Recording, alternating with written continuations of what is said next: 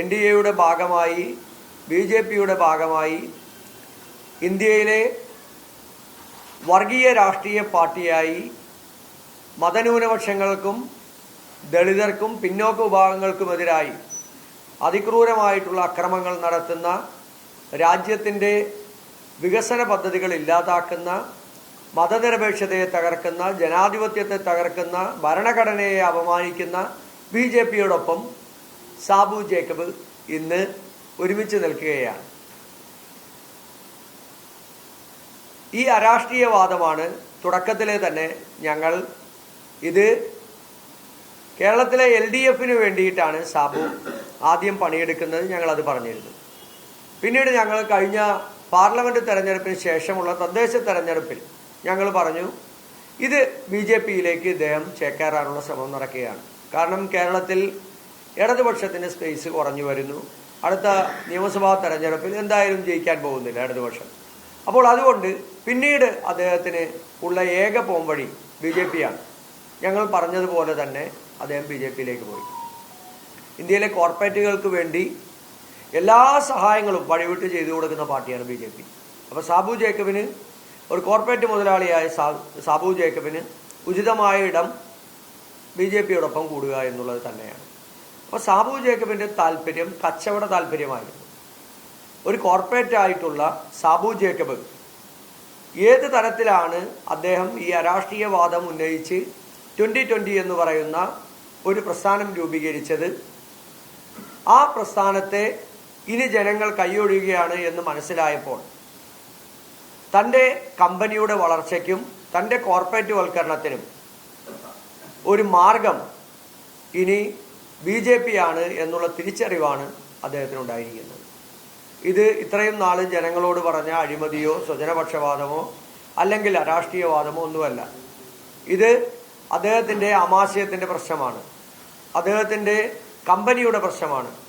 അദ്ദേഹം കെട്ടിപ്പൊക്കിയ കോടിക്കണക്കിന് രൂപയുടെ കമ്പനിയുടെ നിലനിൽപ്പിൻ്റെ പ്രശ്നമായിരുന്നു 2020 എന്ന് പറയുന്നത്. കിഴക്കമ്പലത്തെ കുന്നത്തുനാട് ചൂരക്കോട് പ്രദേശത്തെ സാധാരണക്കാരും പാവപ്പെട്ടവരുമായിട്ടുള്ള ആളുകൾ ജീവിക്കുന്ന ഇടങ്ങളിൽ ഈ കമ്പനിയുടെ മാലിന്യ പ്രശ്നം അതിരൂക്ഷമായ പ്രശ്നമായി മാറി ജനങ്ങൾ വലിയ പ്രതിഷേധമുണ്ടാക്കി. ഏറ്റവും അവസാനം കമ്പനിക്ക് അവിടെ തുടങ്ങിയ ഡൈ യൂണിറ്റിനടക്കം ലൈസൻസ് ലഭിക്കില്ല എന്ന് വന്നപ്പോഴാണ് അദ്ദേഹം അവിടെ ഒരു ഭക്ഷ്യസുരക്ഷാ മാർക്കറ്റ് ആരംഭിക്കുകയും അദ്ദേഹം തന്നെ റേഷൻ കാർഡ് പോലെ, സർക്കാർ കൊടുക്കുന്ന റേഷൻ കാർഡ് പോലെ തന്നെ ഒരു കാർഡ് ഉണ്ടാക്കുകയും അത് അദ്ദേഹം അവിടെ നൽകുകയും ചെയ്തത്. അങ്ങനെയാണ് ആദ്യം കിഴക്കമ്പലം പഞ്ചായത്ത് ഭരണം പിടിച്ചത്. അപ്പോൾ അദ്ദേഹത്തിൻ്റെ കമ്പനിയുടെ താൽക്കാലികമായിട്ടുള്ള സുരക്ഷിതത്വം അദ്ദേഹത്തിന് രക്ഷപ്പെടുത്താൻ കഴിഞ്ഞു.